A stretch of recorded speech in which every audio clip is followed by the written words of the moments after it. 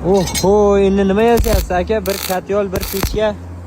Ana endi havolar ham isib ketdi-ku, navbat suvriga. Hozir mana shuni aytib ketaman. Katta 4 metrli bo'lyapti. O'zimizda bizada katta qo'rg'onda chorpiya deydi. Bir xil joyda tapchan suvri, xo'sh, razmeri 4 metrga bunaqasi 2.60 bo'lyapti. Profildan yaqinroq olib kelyapman.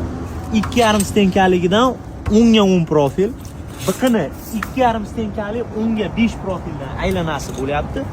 Suyanadigan joyi 2 stenkalikdan 6 ga 4 profildan bo'lyapti. Buni lagasi 3 qator laga o'tadi, 8 ga 8 profildan bo'ladi. Hozir mana bitta gulchalariga e'tibor qildi.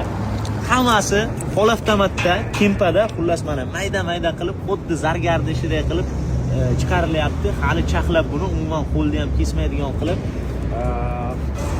6 ta g'ildira ham qo'yamiz. Xo'sh, kommentariyaga mana shunga yozinglar, qanaqa rangga buni sepsam bo'ladi. Kimniki qaysi rangga kommentariyada xo'sh ko'proq layk yig'ilsa, ko'proq yozilsa, o'sha rangga mana shuni chorpiyani sepib beraman. Buni oldida hali zinalari ham bo'ladi, yopiq bo'ladi. Xullas kuzatib borsanglar, O'zbekistonda bitta bo'ladi mana shu chorpiya.